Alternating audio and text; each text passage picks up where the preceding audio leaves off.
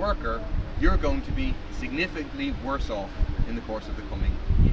This budget, by not tackling the issue of profiteering and soaring inflation, is making people worse off. More people are going to be cold, more people are going to be hungry, more people are going to be suffering from energy poverty. And so I think this will give succour to the movement. People will see the need to be out on the streets mobilising to end the policies based on the capitalist system of profiteering and celebration of profiteering. Just one additional point. See, it's been leaked about the government now doing something about the question of public provision of IVF, which is something that I and people for profit have been campaigning on. It's obviously welcome to see that they're beginning to move on a promise that was made a long time ago. But I think the devil is going to be in the detail. Is how many resources are actually going to be provided to provide it within the public system. If what they're proposing is to put people at the back of a private sector queue, well then this isn't going to work for people. By the very nature of IVF, for people to have to wait in a hospital queue, like the million people who are on queues for a hospital at the moment, for a year or 2 years or 3 years, means it won't work. It means that those with money will simply opt to skip the queue. So we need to see the details. It needs to be proper public provision within the public service of IVF, otherwise it won't be sufficient. Questions? Richard, you said the renters relief €500 was pathetic, and so I would say that this was going to add on to people's profits, landlords' profits. Yeah. So would you rather see no rental relief tax and instead against the help renters, should renters be left alone? We have proposed and put a bill before the Dáil to reduce rents, to establish a rent control regime where rents are reduced to being no more than 25% of average incomes. That's what's necessary. We have to stop the profiteering. Simply throwing a few quid at people in a tax credit, which will be taken back by the landlord, and which is a pathetic drop in the ocean compared to the extortionate rents, is useless. It's worse than useless. And I mean, the government just need to get their head around just how bad the situation is in there. I mean, I am getting people who would never have come to me 5 or 10 years ago coming into my office, one after the other, day after day, week after week, in serious trouble. Working people on decent incomes who are facing homelessness because they cannot afford to pay €2,500 a month, who could, and who have absolutely no prospect of buying houses out there in the market in Dublin, which are 450 and 500,000. Right? So huge numbers of people are being absolutely excluded from any possibility of having secure housing, and this budget, from what we're hearing, is going to do nothing to address that problem. When it is in the power of the government to do it, they have €5 billion extra corporate tax receipt revenue which is available to them for once-off investments.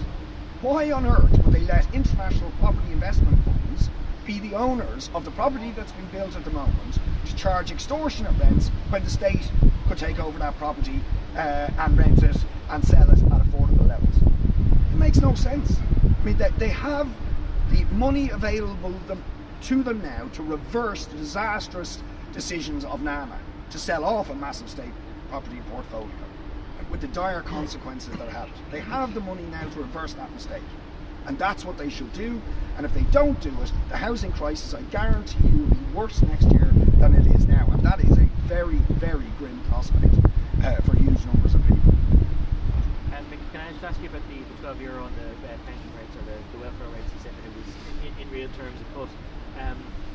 The government would argue that if you look in the round at some of the other lump sums, the expanded fuel allowance, some of the lump sums paid to the disabled or to carers, that in the round that they would believe that what they're offering does keep up with inflation. Yeah, I think the government are operating off a figure of perhaps 9% official rate of inflation, and they're not taking account of the fact that when you are on a lower income, you spend a disproportionate amount of your weekly income on the basics, and it's the basics that are being hammered the hardest by inflation. So bread, milk, 20%, 26%. Right? So I think the government would need to be going well beyond 9%, probably closer to 15%,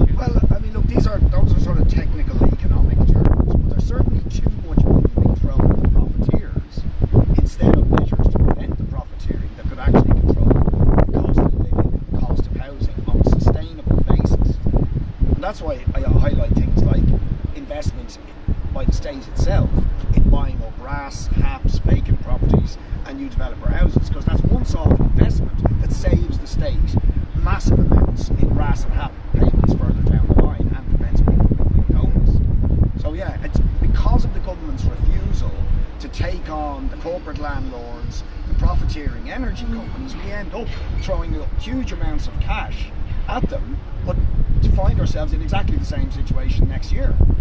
And I think that's a big mistake. And I do just want to repeat, because this is not an issue that has, I mean, we've tried to raise it again and again, and I'm amazed it's not being discussed, right, is the social housing income thresholds, right? But just watch this space. Significant numbers of people will see their net income increase. That will remove them from the housing list at precisely the time when their incomes are completely insufficient to pay the rents that are out there or to buy houses on the open market. There's already been a massive cull of eligibility for social housing over the last 5 years. The figures used to be 47% of households were entitled to social housing or social housing support. That is now down to 33% over the last few years, and that percentage is now going to reduce further unless the government raise the thresholds, which they have consistently refused to do. And we may find that in some other areas where there are income thresholds around certain benefits and supports, that people who think they've gained in the budget actually find out they've lost. All good. Thanks.